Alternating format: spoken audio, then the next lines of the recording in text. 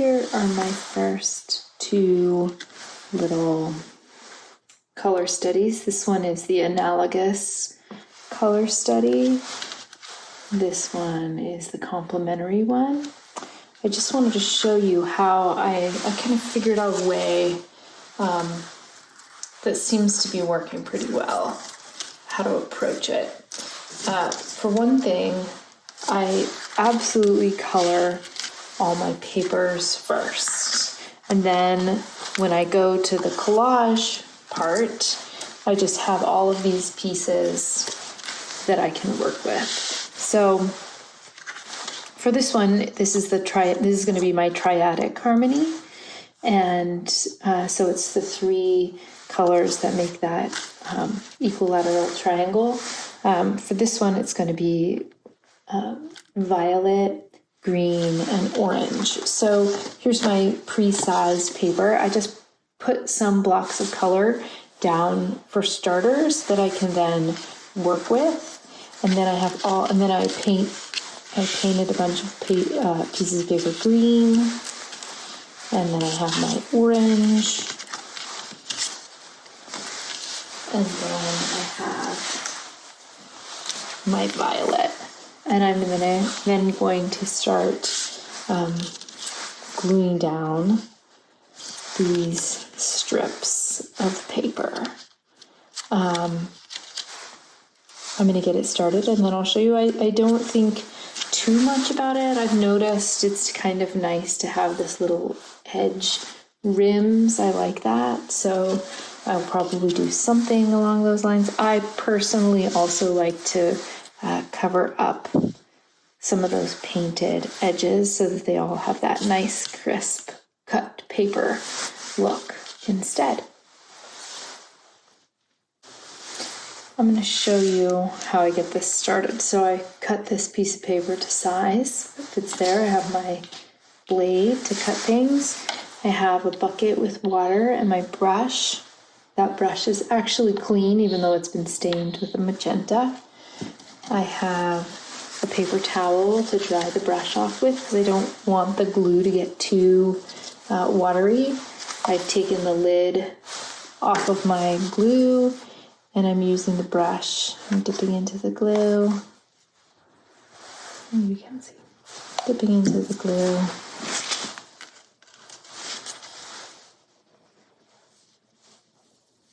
Painting the back of that.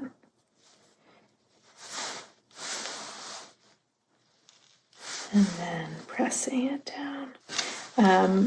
Oh darn, it just reactivated some purple paint on my hands.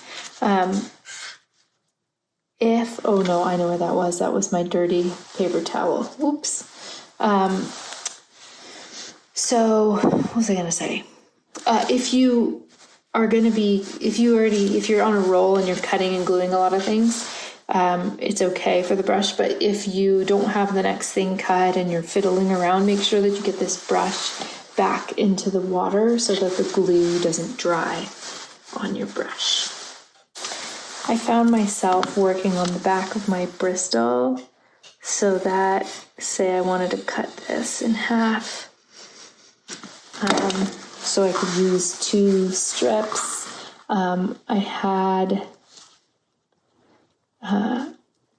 You could cut right away without moving anything.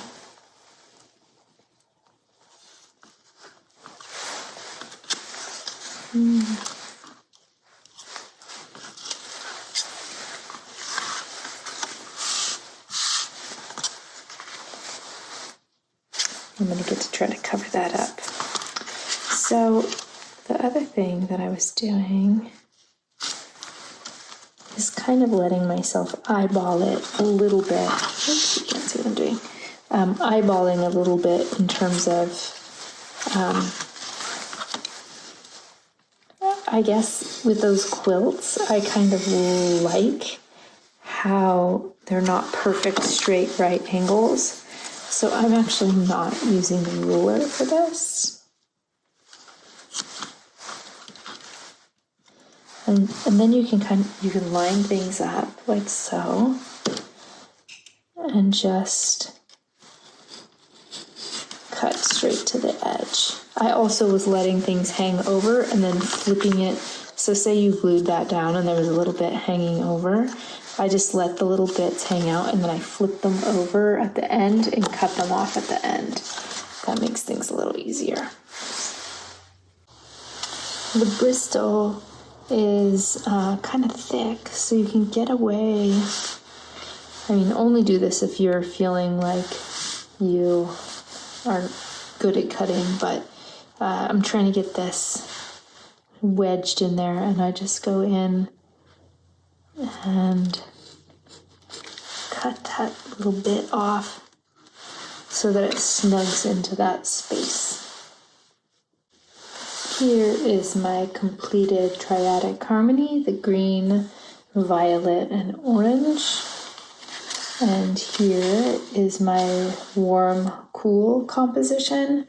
So I was really thinking this about Hans Hofmann and that push-pull and how colors seem to have a position in space. So the warm colors feel like they're coming towards you, and the cooler colors feel like they're receding. So in general, the reds and the yellows and the oranges are considered warm, and the blues and the greens and the violets are considered cool. Here are my 4 compositions, and in the end you're going to mount them on one sheet of paper.